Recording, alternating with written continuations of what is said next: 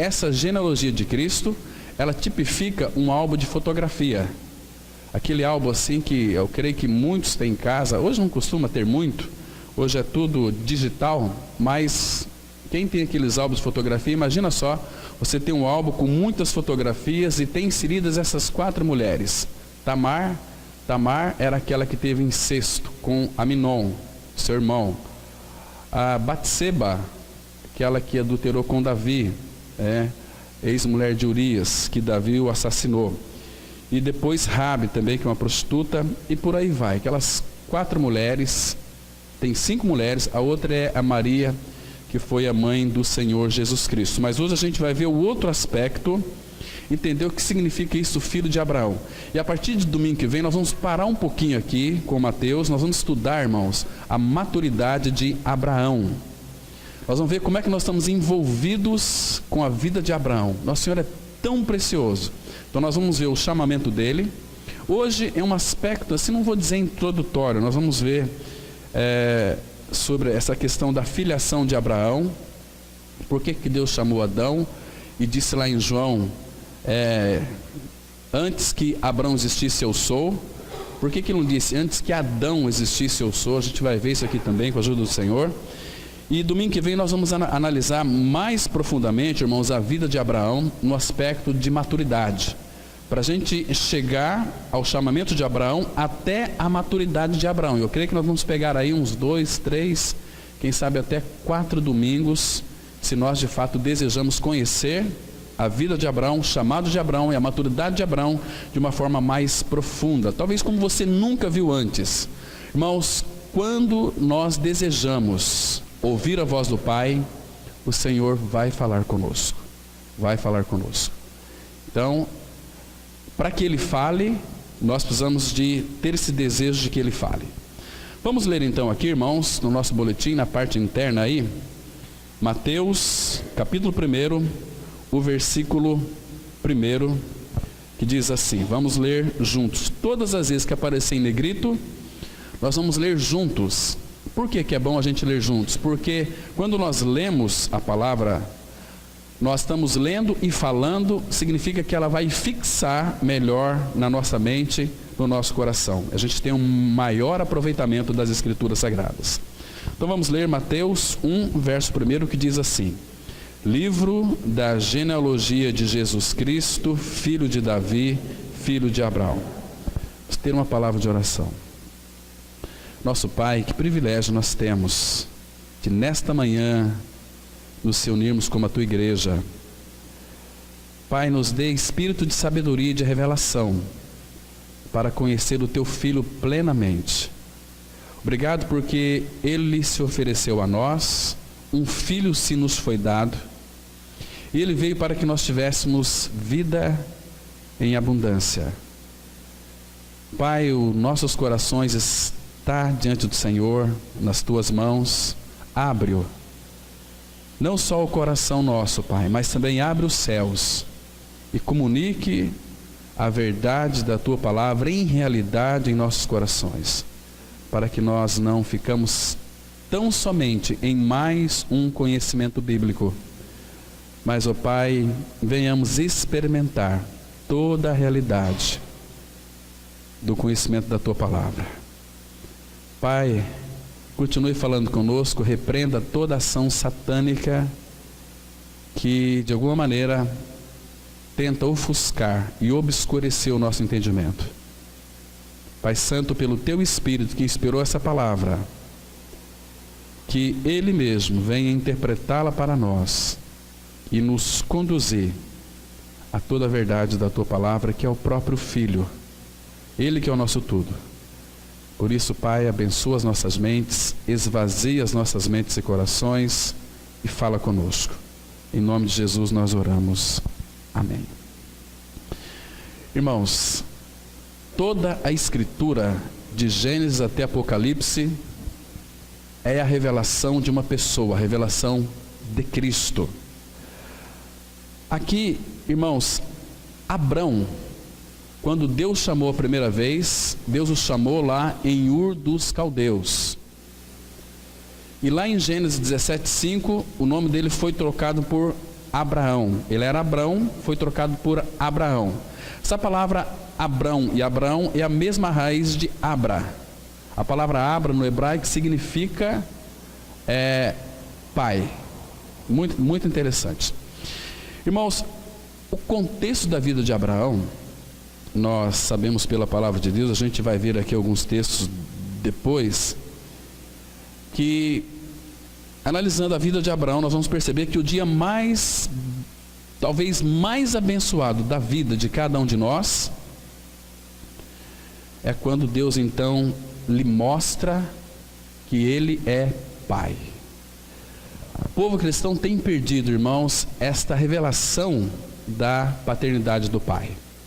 Por isso, muitos têm vivido uma vida de insegurança, de instabilidade, uma vida miserável. Porque, primeiro, temos que saber quem é o nosso Pai. Eu sei que muitos, talvez por falta de intimidade com Deus, vivem uma vida de clamando a Deus, buscando a Deus, buscando a Deus, buscando a Deus, e aprendendo de Deus, mas nunca chegam ao conhecimento da verdade. Tem Deus, como Deus é Deus para todos. Deus é o nosso Deus, mas para aqueles que foram regenerados, irmãos, Ele é Pai. Ele é Pai. Se você ler, por exemplo, o Novo Testamento, você vai perceber ali que uma das coisas que Jesus, como é a revelação do Pai, Ele tem feito com que os nossos corações se aquietem. Ele quer que nós estejamos livres de preocupação. A preocupação faz muito mal para nós. A preocupação faz com que a gente tenha problemas de hipertensão, insônia, uma série de coisas. Então, Ele, o nosso Pai, não quer que nós nos preocupemos com absolutamente nada. Por quê? Porque Ele tem o domínio, está no controle de todas as coisas. Para você ter uma ideia, Ele é aquele que cuida do nosso fio de cabelo. Você imagina a preocupação que Ele tem para conosco. Ele nos ama. Deus é amor. O amor dele é do tamanho dele, é um amor infinito, um amor incompreensível, incomparável. Não dá para a gente mensurar o amor do Pai. Então, quando nós temos essa visão de que Deus não é apenas o nosso Deus, mas Ele é o nosso Pai. Então, eu acho assim tão significativo quando eu vejo irmãos e irmãs que conhecem o Senhor, principalmente em orações, não se dirige a Ele, ó Deus, estamos aqui. Não, Pai, é tão precioso, porque isso fala deste laço de intimidade entre Pai e Filho. Meu Pai que está com seus olhos sobre as nossas vidas 24 horas por dia. Todos, inclusive até a noite, a palavra fala que enquanto nós dormimos, Ele o dá aos seus amados. É um Deus que cuida, que protege, um Deus que nos ama tanto, que Ele não tira seus olhos dos seus filhos. Então, que privilégio é para nós sermos um filho de Deus, em Cristo Jesus. Claro que para isto foi necessário Ele nos amar e mostrar o seu amor por nós, dando o seu Filho Jesus Cristo para morrer numa cruz. Que lindo é isso, né, irmãos? Mas só que tem um problema muito interessante. Eu quero contar para vocês uma novidade hoje. Só que na morte de Cristo na cruz, a novidade é essa aqui, irmãos. Quando o Senhor Jesus, crucificado, pregado naquela cruz, Ele foi levantado da terra, pendurado naquela cruz, a Bíblia diz que Ele nos atraiu a si. Fomos colocados no corpo de Cristo. Então, vocês se lembram quando o Senhor Jesus deu aquele último suspiro? Ele disse aquela palavra muito linda: está consumado, tetelestai, tudo já foi feito. Então não tem mais nada para que nós então possamos fazer para sermos salvos. Está consumado. E nós estamos em Cristo, irmãos. Porque se nós não cremos, como diz as Escrituras, que quando Ele foi levantado da terra na cruz, Ele nos atraiu, irmãos, nós estamos correndo um perigo de perdição eterna. Porque o Pai, Deus, não tem compromisso quando de fato nós não damos ouvidos à sua palavra. Às vezes nós estamos envolvidos em doutrinas.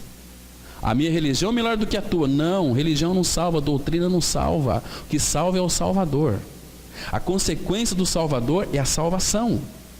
Muitos buscam a salvação, queridos, mas nós precisamos é de um Salvador. Então ele já fez a obra consumando no Calvário, ele crucificou o nosso velho homem. Lá na cruz, no corpo de Cristo, eu morri, você também morreu com ele, porque este é o fato da palavra de Deus. Assim também vós considerai-vos mortos para o pecado. Nós morremos para o pecado no corpo do nosso Senhor Jesus Cristo. E outra coisa, nós cantamos aqui, né?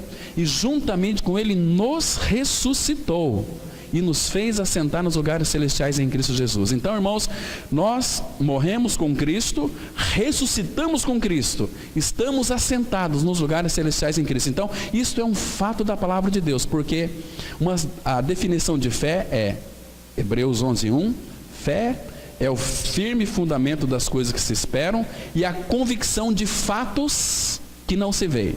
Então, a nossa morte e ressurreição com Cristo foi um fato. Eu não preciso orar por isso, eu preciso de crer neste fato. Eu tenho que crer que eu também já morri com ele e estou assentado nos lugares celestiais em Cristo. Isso é um fato. Então, você não precisa mais temer a morte, porque você já está lá pela fé. A fé, ela vai se concretizar quando você falecer, porque você já está assentado nos lugares celestiais em Cristo. Entende? Isso não é religião, isso traz vida para nós, vida de Cristo. Agora a gente vai entender hoje e nos próximos domingos uma linda história de amor de Deus através da vida de Abraão, onde todos nós somos envolvidos aqui, irmãos. Todos nós somos envolvidos de uma forma tão maravilhosa. Por isso que conhecer a Deus como Pai não é doutrina. Nós não somos a fonte, Ele é a fonte de todas as coisas. Então, Jesus, irmãos, em seus discursos, quando ele proferiu aqui, ele não mencionou Adão. Ele disse para os judeus: antes que Abraão existisse, eu sou. Este eu sou é aquele eu sou lá do Antigo Testamento, quando então Deus usou Moisés para libertar o povo de Israel, dizendo o seguinte: Moisés disse para Deus: Senhor, eu vou falar para eles, o que eu vou dizer para eles? Quem me enviou a eles? Moisés. Você vai dizer para eles o seguinte: o eu sou me enviou a vós outros. Eu sou. E se a gente pegar todo o Novo Testamento, principalmente o Evangelho de João, a gente vai ver muitas definições deste eu sou. Primeiro que são tantas, vou citar algumas para vocês aqui. João 14,6, muito conhecido. Jesus disse: eu sou o caminho, a verdade e a vida, e ninguém vem ao Pai senão por mim. Lembra? Eu sou, João 11:25, eu sou a ressurreição e a vida. Então, eu sou o pão da vida, eu sou a água da vida. Ele é a nossa sabedoria, a nossa redenção, a nossa santificação. Cristo é o nosso tudo. Então, quando nós cremos em Cristo, nós temos tudo aquilo que Ele é. Ele habita em nós. Não é lindo aquele texto de Gálatas? Estou crucificado com Cristo, vivo não mais eu, mas Cristo vive em mim. Este eu sou habita no interior de todos aqueles que creram. Isso é maravilhoso, irmãos. Isso é cristianismo verdadeiro, puro, cristalino, sem nenhuma mistura. É tão triste quando temos mistura no meio do cristianismo, que quando os homens colocam os seus dedos, as suas mãos, começam a manchar, começa manchando a igreja. Ontem, no grupo dos jovens, nós estávamos falando sobre muitos daqueles que às vezes ficam inserindo coisas dentro das escrituras que Deus não autorizou. Vamos fazer uma campanha de oração, queridos, isso não tem na Bíblia. Deus nunca pediu isso para nós fazermos. Campanha de oração, campanha de milagre, campanha disso. Isso aqui, irmãos, é Satanás que coloca mistura no meio do povo de Deus. Você tem que se sacrificar, você tem que fazer isso, tem que fazer aquilo, você precisa, você tem nada disso. Pela graça sois salvos mediante a fé. O que é graça? Graça é quando você recebe um presente. Quando você recebe um presente, você vai querer pagar aquele presente? Não, quanto que é? Eu quero pagar. Meu amigo, deixa de ser bobo. Vai pagar aquilo que é de graça, pela graça sois salvos. Graça é Deus dando e fazendo tudo a quem nada merece. E nem tem condição de merecer. Mas Ele nos deu gratuitamente a salvação. Ele nos deu o Cristo. Um filho, um menino vos nasceu. Um filho se nos deu, graça. Né? Deus amou o mundo de tal maneira que deu graça, seu filho, para vir morar dentro de nós. Não do nosso lado, mas dentro de nós. Então, irmãos, o livro de Mateus, como eu já referi aqui em 2 reuniões, ele é o livro mais difícil do que Apocalipse, 10 vezes mais, disse o irmão do passado chamado Watmani, né? Então, irmãos, Abraão, ele é o pai da fé. Se ele é o pai da fé, ele é o pai de todos aqueles que creram. Eu quero ler só apenas 2 versículos que se encontram lá em Romanos, capítulo 4, versículo 16 e 17. Quero que vocês acompanhem. E a partir do domingo que vem nós vamos aprofundar muito na vida de Abraão. Vamos chegar até a maturidade de Abraão. Porque o propósito de Deus para Abraão é que Abraão chegasse à sua maturidade espiritual. E Abraão chegou, e nós vamos estudar nos próximos domingos. Parar um pouquinho em Mateus, depois nós vamos voltar aqui em Mateus, mas já pulando a genealogia, entrando já no final do capítulo 1, entrando pelo capítulo 2, e vamos analisar o livro de Mateus para nós crescermos de uma forma bastante significativa. Romanos 4, 16 e 17, a palavra fala assim: essa é a razão porque provém da fé, para que seja segundo a graça, a fim de que seja firme a promessa para toda a descendência, não somente ao que está no regime da lei, mas também ao que é da fé que teve Abraão, porque Abraão é pai de todos nós, como está escrito: por pai de muitas nações te constituí, perante aquele no qual creu, o Deus que vivifica os mortos e chama à existência as coisas que não existem. Agora, veja aqui o versículo 24 e 25 do mesmo capítulo. Mas também por nossa causa, aqui envolve eu e você, mas também por nossa causa, posto que a nós igualmente nos será imputado, a saber, a nós que cremos naquele que ressuscitou dentre os mortos a Jesus nosso Senhor, o qual foi entregue. Olha só aqui a causa porque Jesus foi entregue. O qual foi entregue, tem uma causa aqui: por causa das nossas transgressões, e ressuscitou por causa da nossa justificação. Então, como nós podemos saber se somos justificados ou não? A ressurreição de Cristo é esta comprovação.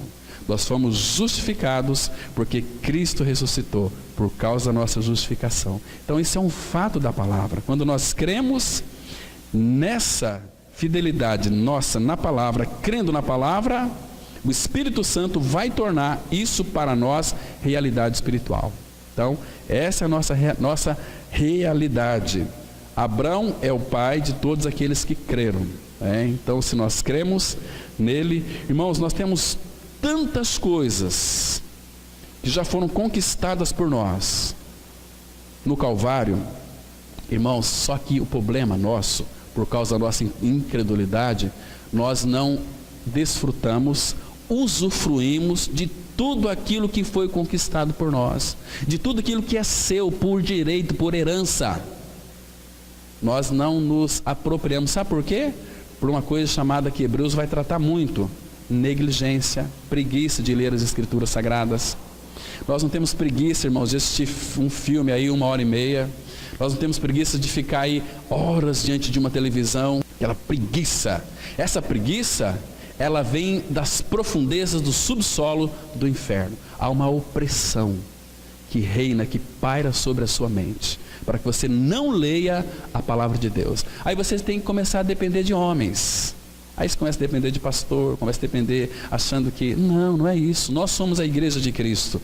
Nós precisamos ajudar uns aos outros, ajudar nele, entende, irmãos? Então, interessante aqui.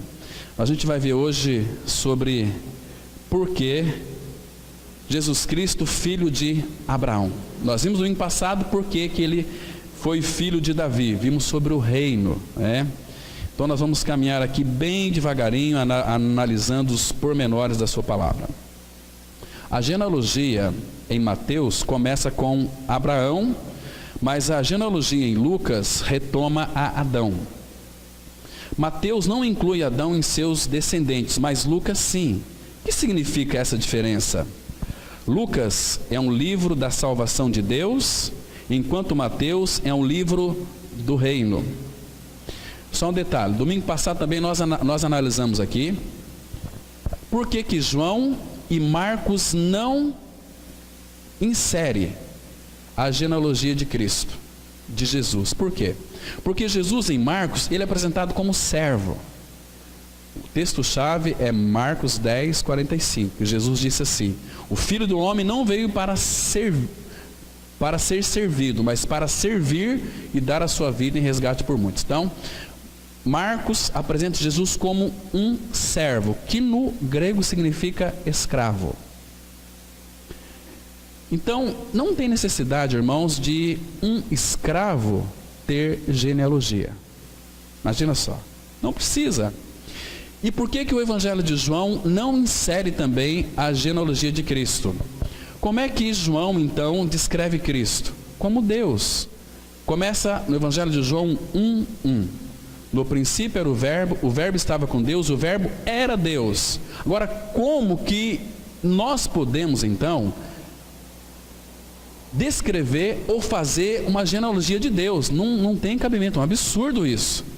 Faz uma genealogia de Deus. Ele não teve princípio de dias, nem fim de existência. Então, como nós começaríamos escrevendo a genealogia de Deus? Não tem possibilidade. Então, Lucas tem, porque descreve ele como homem, e Mateus tem, porque descreve Jesus como rei. Aí tem um rei, tem que ter sua genealogia, e um homem tem que ter sua origem, sua genealogia, né? E todos os seus descendentes. Mas vamos continuar aqui. Então, a salvação de Deus é para a raça criada e caída, representada por Adão. Mas o reino dos céus é apenas para o povo escolhido de Deus, a raça chamada, representada por Abraão. Vocês vão verificar que quando Abraão foi chamado, o mesmo chamado que Deus fez para Abraão também é o nosso. Nós vamos verificar aqui. Portanto, Mateus começa com Abraão, mas Lucas traça a genealogia de volta para Adão. E aqui nós vamos esclarecer uma dúvida muito interessante. Nós já falamos aqui que muitos pregadores, talvez por falta de revelação na palavra, têm mandado Adão para o inferno. Adão não foi para o inferno. Ele foi a causa da queda. Mas antes da queda, Adão era filho de Deus. O pecado entrou no mundo, mas Adão foi restituído. Como é que nós sabemos disso? O primeiro derramamento de sangue na Bíblia, Gênesis 3:21, porque lá em Gênesis 3:7 fala que eles, depois que pecaram, cozeram folhas de figueiras e fizeram aventais para si, né? E Deus os considerou como nus. O próprio Adão confessou: ouvi tua voz porque estava nu, tive medo e me escondi. Mas ele não estava nu literalmente, ele estava coberto com folhas de figueira. Mas Deus não podia aceitar aquilo porque era o homem fazendo. Então Deus, o que Deus fez? Gênesis 3:21, fez o Senhor Deus vestimenta de peles de animais e os vestiu. Então, vestimenta de peles aponta para um sacrifício. Um animal havia sido sacrificado. Essa é a nossa base de aceitação. Deus nos aceita por aquilo que Cristo fez, né? Então, fez vestimenta de peles e os vestiu e os expulsou do paraíso. Então, Deus fechou o caminho da árvore da vida porque amava Adão e Eva, né? Porque imagina só, se Deus não colocasse ali aqueles querubins com aquelas espadas flamejantes, Adão e Eva poderiam voltar e comer do fruto da árvore da vida e ser um pecador eterno. Não haveria mais salvação para eles.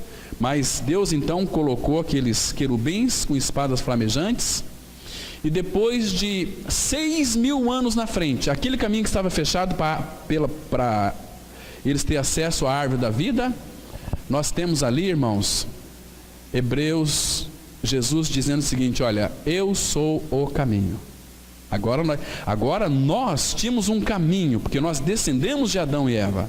Nós tínhamos um caminho para, então, usufruir desta, não em figura, mas em realidade espiritual, do próprio Cristo.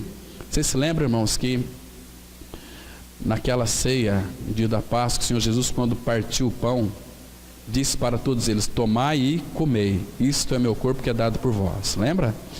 Só que lá em Gênesis, Deus fechou para que eles não tomassem do fruto da árvore da vida, mas em Cristo, em realidade, nós podemos então comê-lo, experimentá-lo, saboreá-lo, Jesus Cristo, nosso Senhor.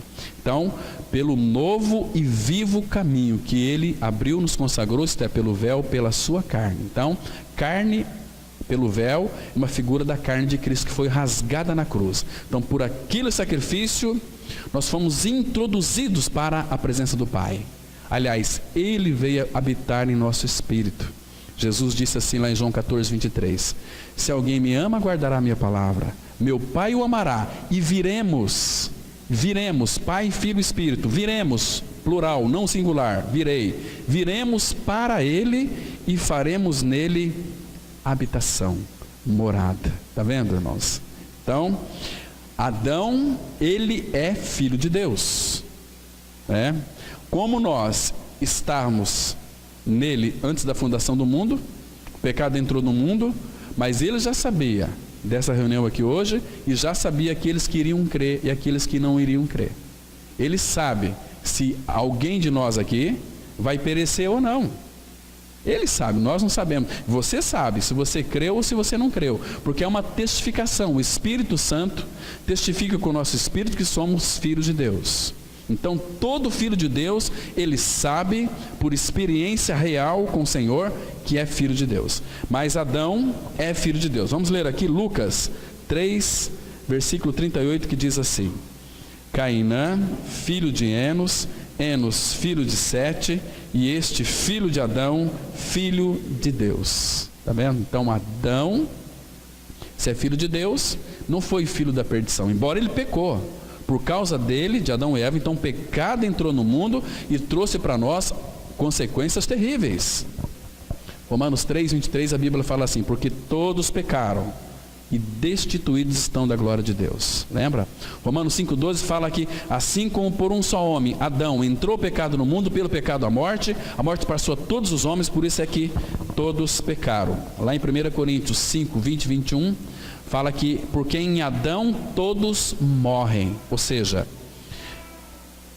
toda criança que nasce neste mundo, todo ser humano que nasce neste mundo já nasce espiritualmente morto. Precisa de ser regenerado, de ter uma nova vida, né? Por isso ele tem que ouvir o Evangelho. Uma das coisas que tem, irmãos, trazido muita confusão para o meio do povo de Deus, é essa expressão aqui de aceitar Jesus. Isso não tem na Bíblia. Aceitar Jesus anula totalmente a obra da cruz. Totalmente. Aceite Jesus, é batizado e começa a frequentar um grupo de religiosos, mas nunca conhece a verdade em realidade espiritual. Aí tem que fazer campanha, oração, vigília e buscar poder. As pessoas que buscam poder de Deus significa que elas nunca creram. Porque Jesus, quando foi ressuscitado dentre os mortos, ele apareceu para seus discípulos e disse, Mateus 28, 18: todo poder me foi dado no céu e na terra. Todo poder foi dado para Cristo. Se Cristo é minha vida, que poder que eu estou buscando? Nós temos que buscar força. A Bíblia diz que é para a gente, irmãos, não buscar força. Paulo fala em 2 Coríntios 12, 10 e 11: porque quando sou fraco, então é que sou forte. Quando você é forte, amigo, aí você vai viver uma vida independente daquele que é a tua fortaleza. Então nós estamos em Cristo Jesus, porque quando Adão pecou, começou a reinar a morte. Mas graças a Deus que Cristo entrou na nossa história, realizou a obra do Calvário e ressuscitou, para que, segundo Romanos 5,17, fala que nós venhamos viver neste reino de vida, para reinar com Ele, mas não em morte, mas em vida. Isso é maravilhoso. Vamos avançar um pouquinho mais aqui, irmãos. Nos primeiros 10 capítulos e meio de Gênesis, Deus tentou trabalhar na raça criada, mas não conseguiu. A raça criada o frustrou. O homem caiu a tal ponto que toda a humanidade rebelou-se contra Deus. Ao extremo, edificou a torre e a cidade de Babel para expressar a sua rebelião. Irmãos, Babel é ali Babilônia. Para vocês terem uma ideia, do capítulo 1 de Gênesis até o capítulo 11 de Gênesis, nesse período passou-se 2000 anos. 2000 anos. Já havia passado o dilúvio, né? Então Deus começou a trabalhar com este povo aqui. Então aí, o que foi que aconteceu ali? O povo não respondia ao Senhor, então Deus estava procurando um descendente, alguém que de fato o temesse. Então ele chamou Abraão, né? Então Deus desistiu da raça criada e caída e chamou uma pessoa, Abraão, para fora daquela raça, a fim de ser o pai de uma outra raça, de um lugar cheio de rebelião e idolatria, onde todos eram um com Satanás. Deus chamou um homem, Abraão, e lhe fez promessa. Vamos ler aqui, Gênesis 12, 1 e 2, que diz assim: Ora, disse o Senhor a Abraão: sai da tua terra, da tua parentela e da casa de teu pai, e vai para a terra que te mostrarei. De ti farei uma grande nação, e te abençoarei, e te engrandecerei o nome. Se tu uma bênção. Irmãos, aqui no chamado de Abraão inclui pelo menos 3 coisas fundamentais. Primeiro, o chamado de Abraão foi para que ele fosse introduzido na terra de Canaã. Canaã, a figura de Cristo da sua plenitude. Canaã é uma figura de Cristo. Segundo lugar, era fazer de Abraão uma grande nação. Hebreus 10, a palavra fala que o pai, o desejo dele é de ter uma família de muitos filhos semelhantes ao filho. Por isso que ele chamou muitos filhos à glória. Para isso ele escolheu Abraão, que dele iria descender uma grande família. Pelo descendente, depois apontava para Cristo. Nós somos aqui já uma família pequena, que cremos em Cristo. Nós fazemos parte da família bendita do Senhor. Porque o Pai, antes de ter uma família de seres humanos, né? Porque nós temos uma natureza humana, e agora, se cremos no Senhor, temos uma divina. O Senhor Jesus tinha uma natureza divina e ganhou uma humana também. O Verbo se fez carne.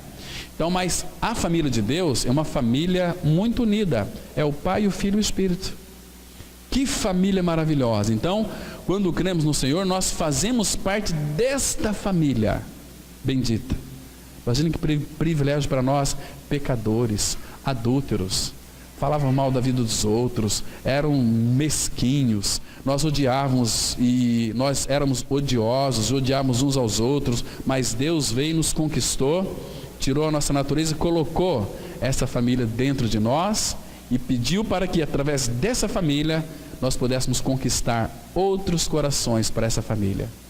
Porque o Pai, irmãos, Ele não deseja que ninguém venha perecer, mas que todos sejam salvos. E por meio desta família, né, Ele abençoaria todas as famílias da terra. Isso é maravilhoso.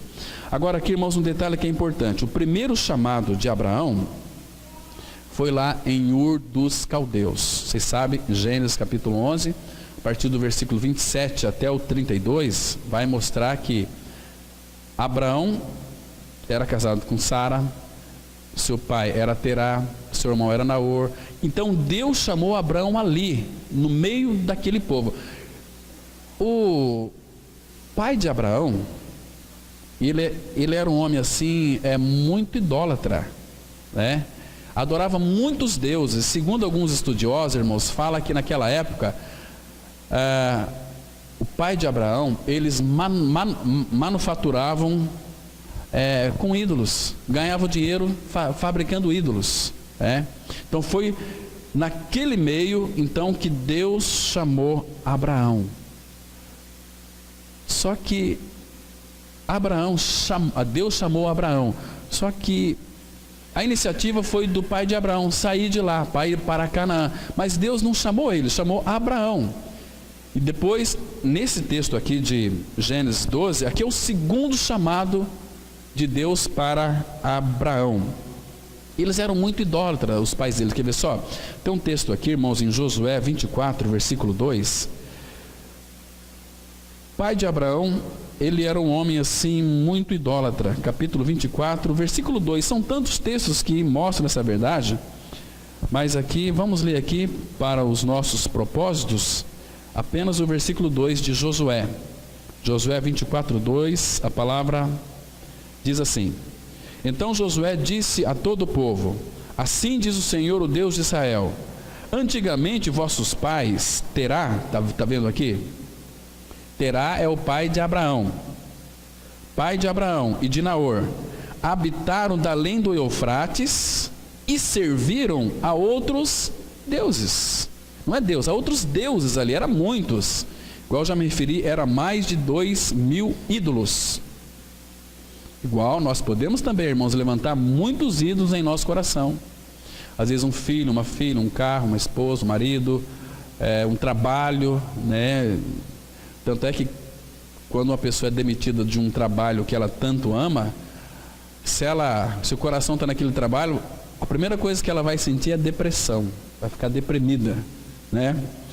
Porque saiu daquele trabalho tão bom que ela amava tanto. Irmãos, nós não temos que amar coisa nenhuma, nós temos que amar o Senhor, amar os irmãos e gostar de coisas. Tem pessoas que falam assim: olha, eu amo batata frita. Você ama aquilo? Ah, eu gosto de pessoas e ama batata. Você ama batata frita? Batata frita tem um fim tão triste. Como é que você vai amar aquilo? Eu amo pudim. É assim? Temos que amar pessoas. Jesus disse: queridos, irmãos, amai-vos uns aos outros como eu vos amei. Vocês vão ser reconhecidos como meus discípulos se tiverdes amor uns pelos outros. Mas a gente tem uma mania sempre de desviar da centralidade dele, daquilo que ele estabeleceu para nós, que ele colocou em nós, né? Então aqui, olha que chamado lindo, segunda vez. Sai. Esse também é o nosso chamado, irmãos. Sai da tua terra, da tua parentela, da casa de teu pai, e vai para a terra. O nosso chamado é para. O mesmo chamado, abra no Evangelho de João. Vou citar alguns exemplos para vocês aqui. Evangelho de João, capítulo 1. Observa aqui, irmãos, que coisa interessante. É o chamado para sairmos, né? Olha que interessante aqui. Evangelho de João, capítulo 1. Vamos ler alguns versículos aqui, muito interessante. Olha só o versículo 41 e 42, Evangelho de João 1, 41 e 42.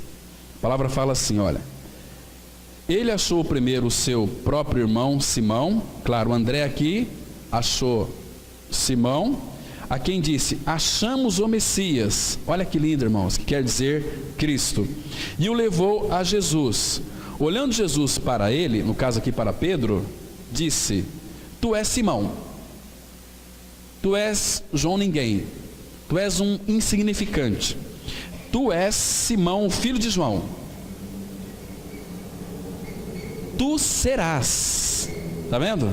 Ele era uma porcaria, mas você vai ser Cefas, que quer dizer Pedro.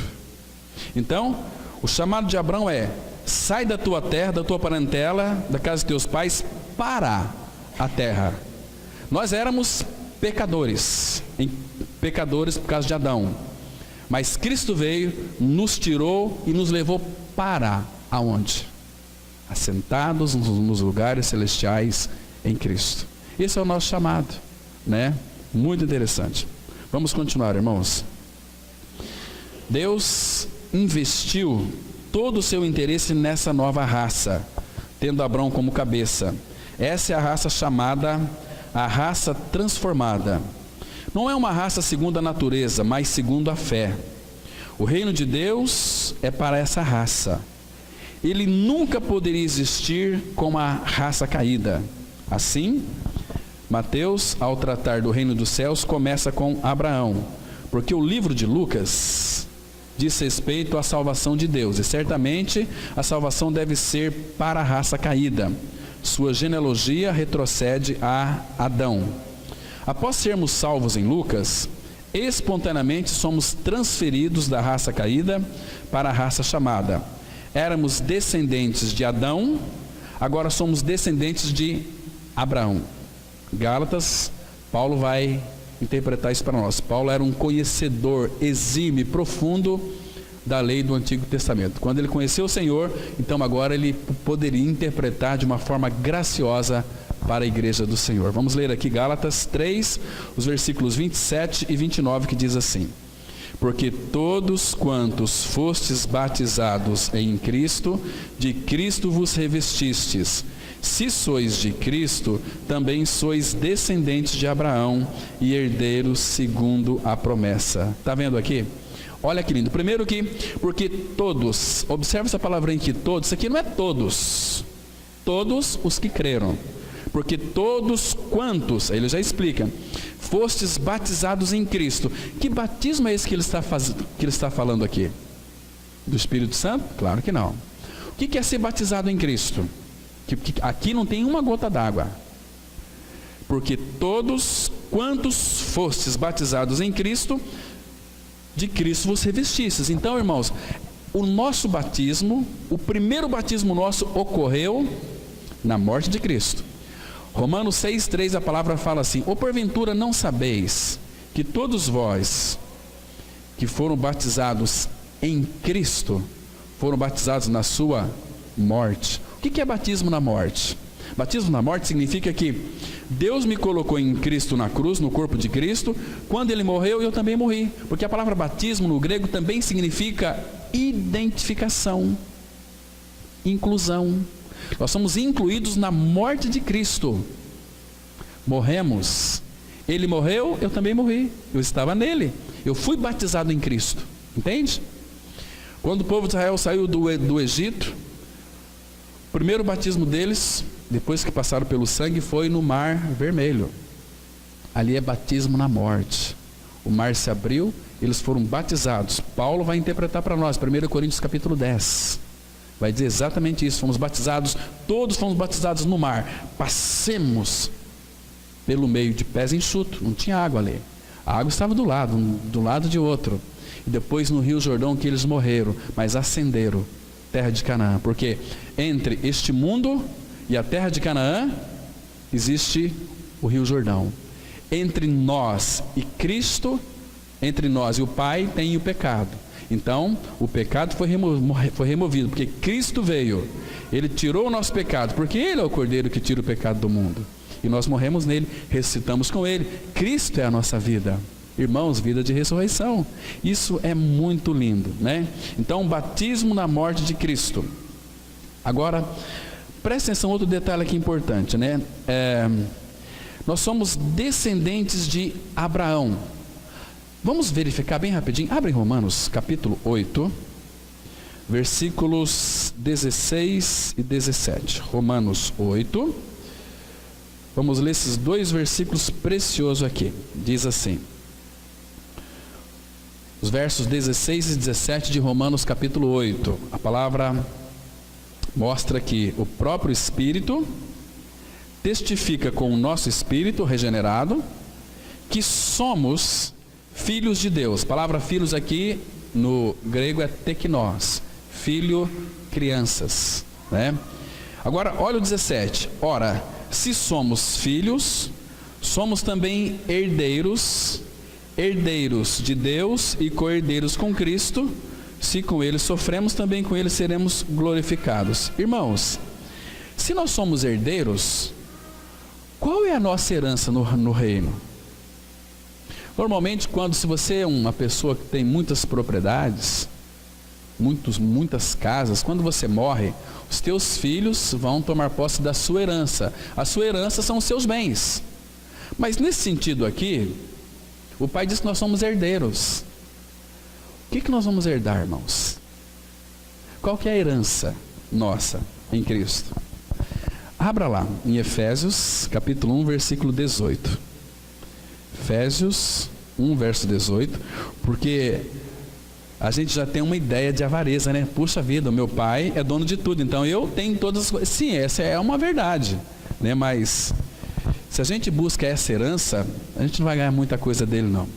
Porque o versículo 18 diz assim, olha: iluminados os olhos do vosso coração, para saberdes qual é a esperança do seu chamamento, qual a riqueza da glória da sua herança nos santos. Então, primeiro aqui, o Pai tem uma herança nos santos.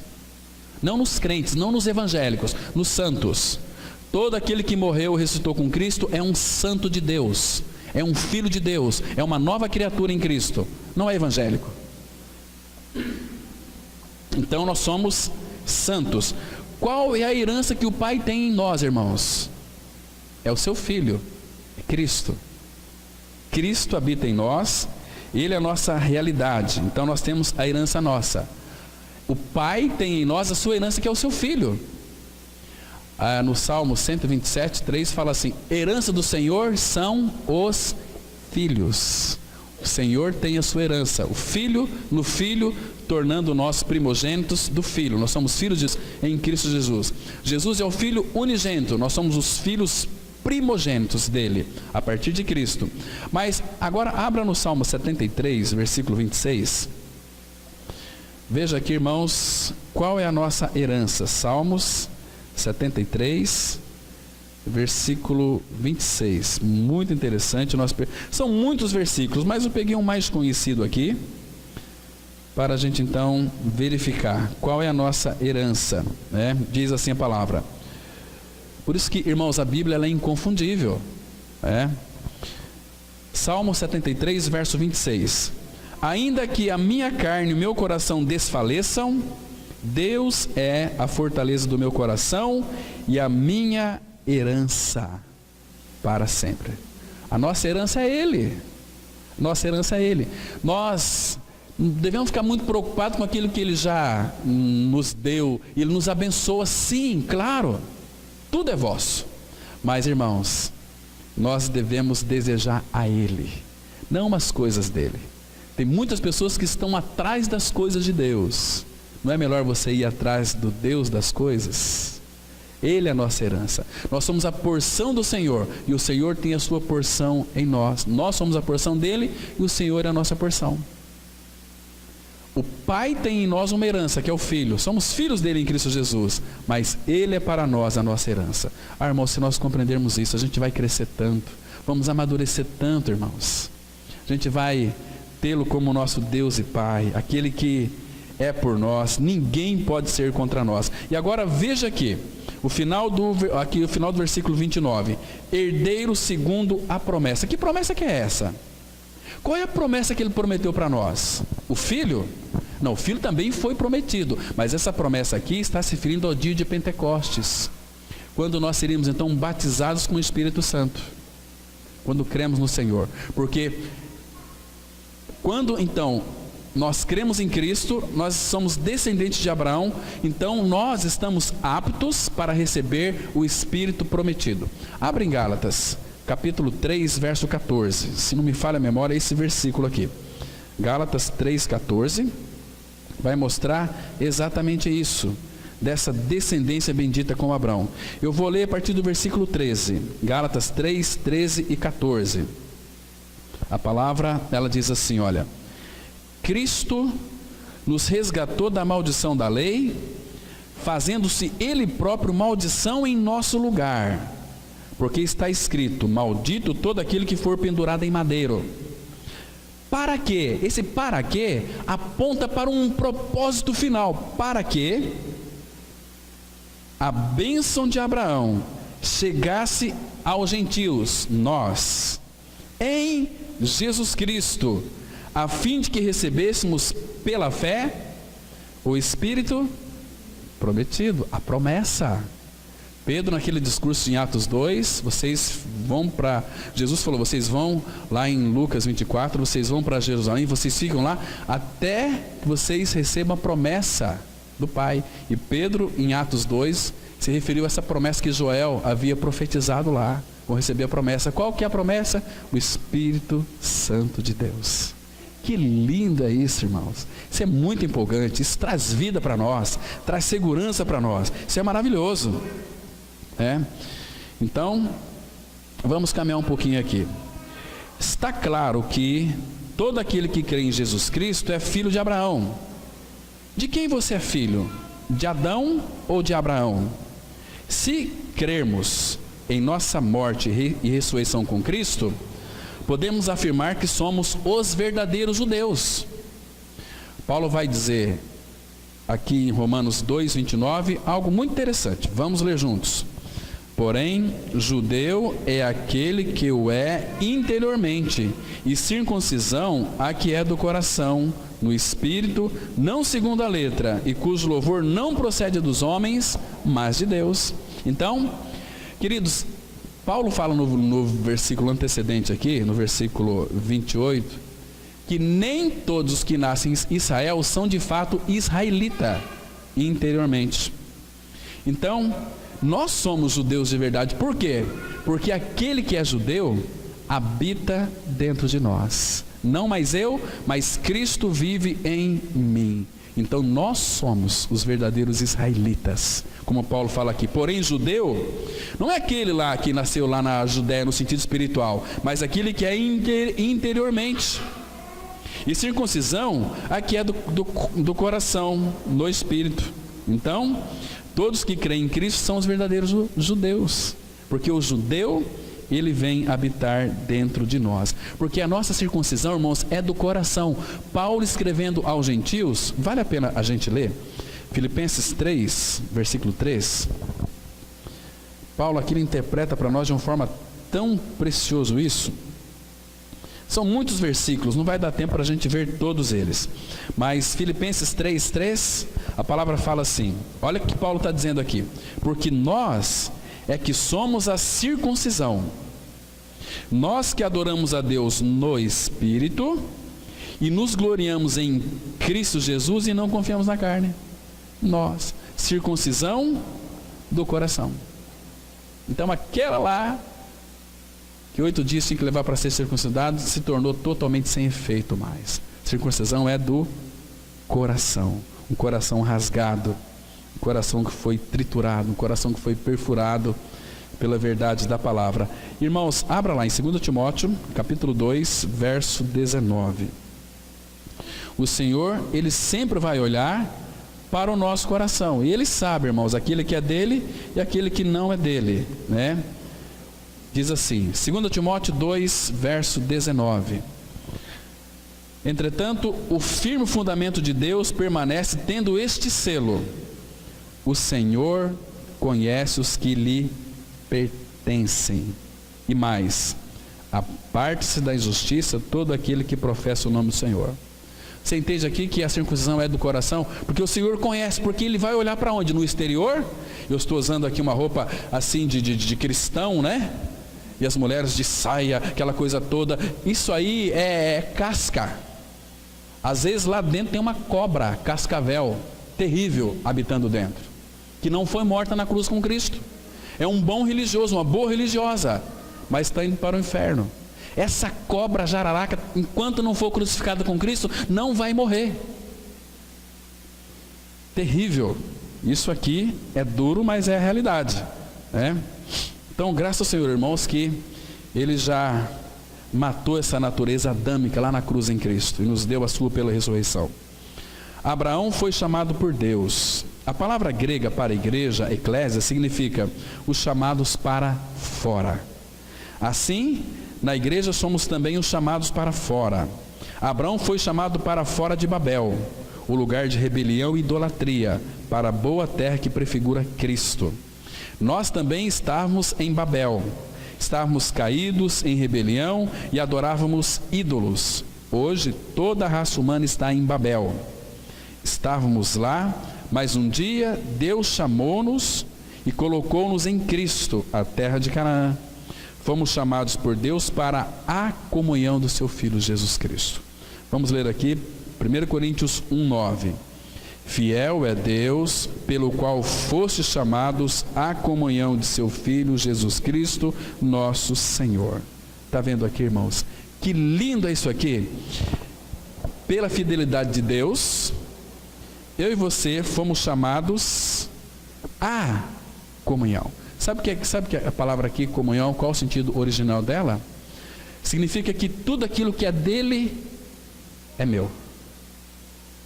Tudo aquilo que é do Pai é meu. Jesus falou assim naquela oração sacerdotal: Pai, todas as minhas coisas são tuas, as tuas são minhas. E nós somos filhos de Deus. Então, tudo aquilo que o Cristo é, nós somos nele. 1 João 2,2 vai dizer exatamente isso. Então, tudo aquilo que ele tem e é, ele compartilhou conosco.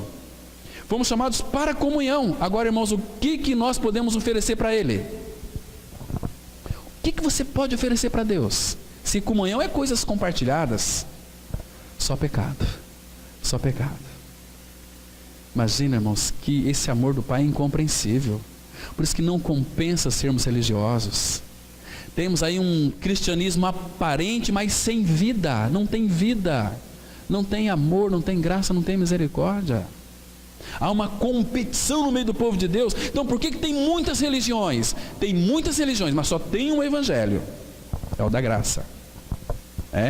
Então, se eu não concordo aqui, se vocês estão discordando de mim, então eu vou fazer uma religião para mim, e quem concorda comigo vai tudo lá para a minha igreja. Religião é obra do capeta, não é de Deus. Então, se você conversar, irmãos, com os nossos irmãos aí, supostos irmãos, você vai poder perceber que a maioria deles não tem certeza da salvação, mas estão lá, são dizimistas, leem Bíblia, oram, mas se morrer, não sabe para onde que vai, porque nunca creram, foram atrás de uma doutrina, foram atrás de um segmento religioso, de uma normalidade, nasceram naquele ambiente, estão acostumados com aquele ambiente e acham que aquele ambiente é o melhor, mas não é. O melhor lugar nosso é estar em Cristo. Se alguém está em Cristo, é uma nova criatura. Se nós não estamos em Cristo, nós estamos na Palavra da Cruz, Assembleia Batista, Católica, mas essa porcariada toda da religião. Nós temos que estar em Cristo. Então, fiel é Deus, pelo qual foste chamados à comunhão de seu Filho Jesus Cristo. E outra coisa, nós ganhamos muitas coisas nele lá. Ele é a nossa sabedoria, Cristo é a nossa redenção, santificação. Cristo é nosso tudo, Cristo é o poder de Deus para nós. Vamos caminhar. Abraão, como um chamado, foi justificado por fé. A raça caída confia em suas obras, mas os chamados creem na obra de Deus, não em sua própria obra.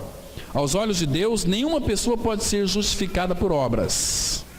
Portanto, os chamados têm sido chamados por Deus para fora da raça caída.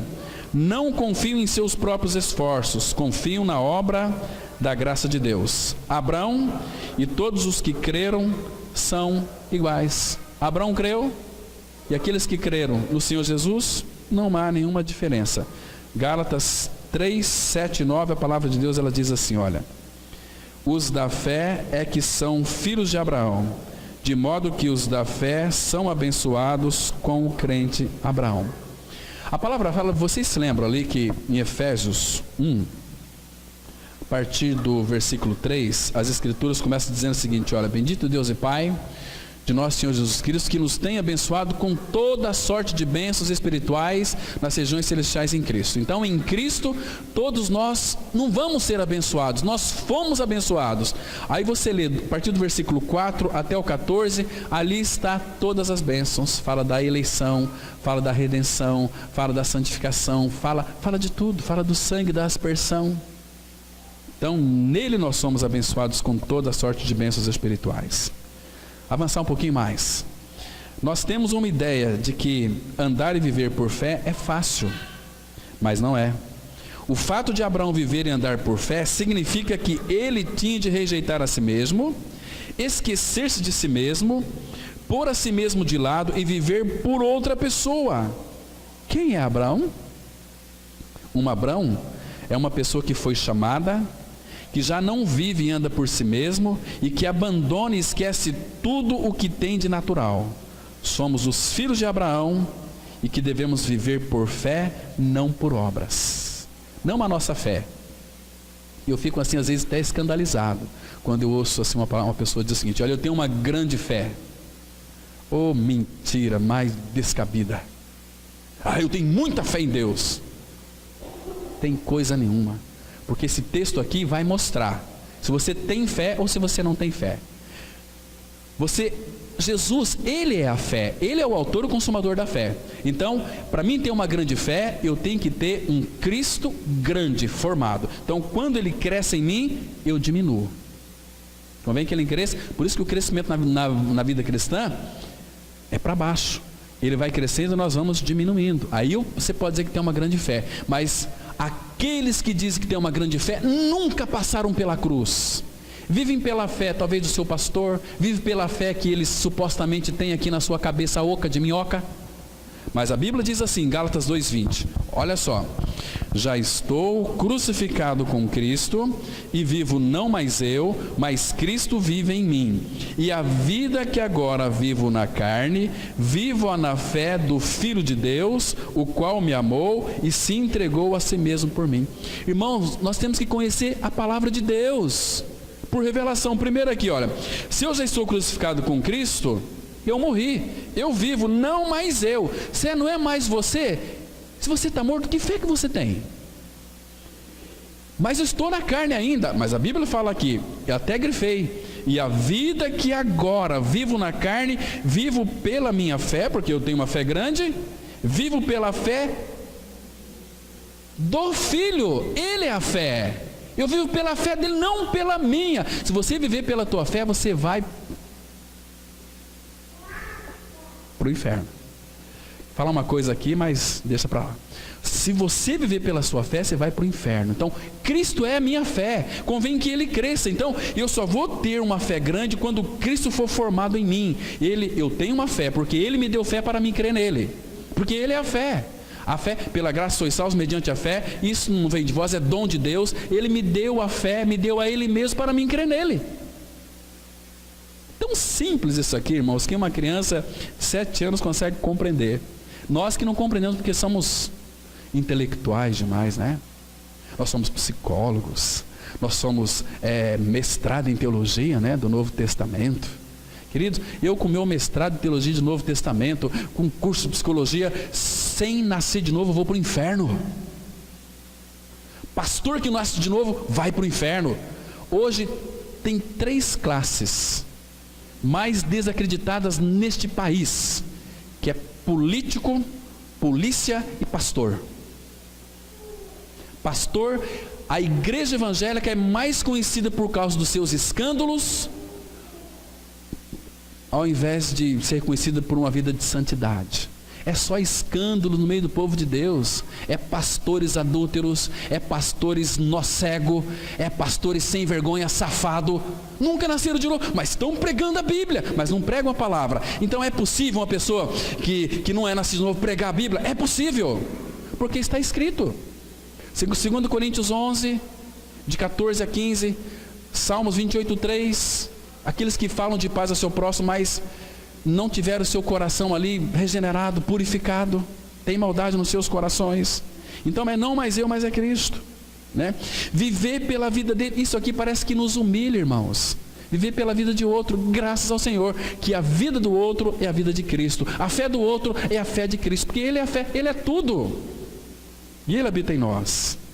Então, ele disse assim, aquele, lá em João 6, 51, 57, ele fala assim, olha, aquele que de mim se alimenta, por mim viverá. Nós vivemos por Ele, porque alimentemos dele. Se você não se alimentar de Cristo, você não vai viver por Ele. Se você não vive por Ele, você vai viver por si. E quem vive por si, meu Deus, misericórdia. Imagine, irmãos, quantas pessoas talvez nesse momento está descendo para a sepultura, talvez em acidentes, talvez nos hospitais ali, nas UTIs, morrendo, estão experimentando agora uma experiência de concretização de horror e de perdição eternos. Que tristeza, irmãos, quando a pessoa desce para a sepultura sem a vida de Cristo. A nossa vida aqui é um sopro, é passageiro. Você era um adolescente, você já tem ruga, você já tem dor nas costas, já tem dor nas pernas, você está morrendo. Mas Ele veio para que nós tivéssemos vida, e vida em abundância. Ah, irmãos, somente um louco que vai rejeitar isso, essa vida abundante que Ele veio para nos oferecer. Vamos caminhar aqui. O eu natural que surgiu da raça caída, eu coloquei fui aqui, mas foi crucificado e sepultado.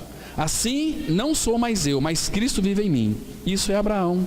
A fim de ser um Abraão, devemos crer no Senhor. Crer no Senhor é tornar-se unido a Ele. Abraão foi chamado para fora da raça caída, tornou-se unido ao Senhor. Todos os filhos de Abraão devem igualmente ser unidos a Cristo.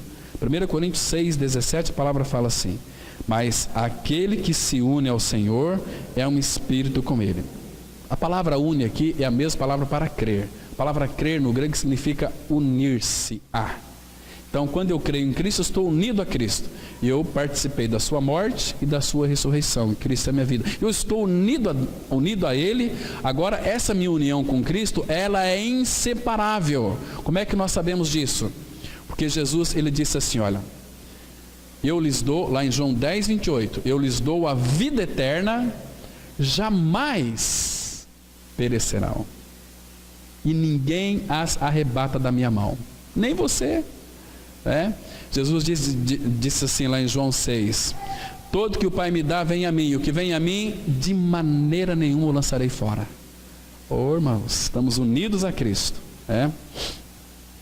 Se quisermos unir-nos a Cristo, devemos rejeitar a nós mesmos e tomar Cristo como tudo. Isso é crer em Cristo, e esse crer é justiça aos olhos de Deus. Não tente fazer algo, simplesmente creia em Cristo. Entrega-se a Ele de todo o seu coração. Entregando-se ao Senhor desta forma, Ele se tornará forte em sua vida. O Pai, você se lembra que Colossenses 3,11 fala que Cristo é tudo. Cristo é tudo. Então, quando o Pai nos deu o Cristo, Ele nos deu para nós o quê? Tudo. E o que Ele pede de nós? Tudo. Filho meu, dai-me o teu coração. Ele trocou o nosso coração para a gente viver de uma forma vitoriosa, se de fato o nosso coração for totalmente dele. Vamos ler aqui 2 Crônicas 16, 9, a parte A, que diz assim: porque quanto ao Senhor, seus olhos passam por toda a terra, para mostrar-se forte para com aquele cujo coração é totalmente dele. Um coração que é totalmente do Pai, esse vai mostrar forte. Coração, emoção, vontade, sentimentos, pensamentos, emoções, volição, tudo isso é coração. Então, irmãos, o nosso coração tem sido totalmente dele? Ou o nosso coração está em outras coisas, preciso fazer isso. Onde é que está o teu tesouro, ali vai estar o teu coração também. Graças ao Senhor que nós temos este tesouro, mas você precisa de saber que tesouro que é esse. Conhece a Ele. Procura saber quem é o teu tesouro. Você vai se encantar com Ele. Quanto mais você lê a palavra dele, mais você se apaixona por Ele. É um livro, a palavra é um livro de identificação. Vamos recebendo vida, vida e mais vida, e Cristo vai se revelando até que Ele nos toma para Ele. Começa a caminhar com Deus. Você vai ver coisas lindas na palavra dele, coisas impressionantes, e a segurança que nós temos. Vamos continuar aqui, irmãos. A raça caída sempre gosta de realizar algo, trabalhar e fazer algum esforço, mas Deus diz: saiam daí. Nós somos a raça chamada, o povo eleito, a nação santa. Para vivermos uma vida de ressurreição, é necessário esquecer o nosso passado, pois Deus em Cristo o apagou totalmente e completamente. Ele, Deus, o Pai, nunca mais vai se lembrar de nossos pecados. Você se lembra? Lembra do teu passado? Às vezes a gente fica um pouco temeroso com o nosso passado, Puxa vida, fiz tantas coisas. Puxa vida, eu fiz sexo antes do casamento. Puxa vida, vivi uma vida de promiscuidade. Puxa vida, nossa, eu tenho vergonha do meu passado. Irmãos, mas o Senhor colocou uma borracha no seu passado. Ele não se lembra mais do seu passado, uma vez que você creu na sua morte com Cristo. A cruz tratou do seu pecado. O sangue dele purificou os nossos pecados. E agora, último texto, Hebreus 8:12, a palavra fala assim: pois para com as suas idades usarei de misericórdia, e dos seus pecados jamais me lembrarei. Ele jamais vai se lembrar dos nossos pecados, porque já perdoou e está paga a conta. Tá certo, irmãos? Então essa é a ideia de filho de Abraão. Que Deus te abençoe ricamente, te enriqueça cada dia mais, que Ele coloque no seu coração mais e mais sede para conhecê-lo. Amém. Pai, obrigado pela Tua palavra, tão preciosa, tão rica. Nos abençoe nessa mesma palavra, Pai. Que Teu Espírito imprima ela cada dia mais em nossos corações. Nos leve, Pai, guardado para os nossos lares. Obrigado por esse dia tão gostoso, nublado, um dia maravilhoso, Pai. Obrigado pelo dom da vida em Cristo. Em nome dele nós oramos. Amém.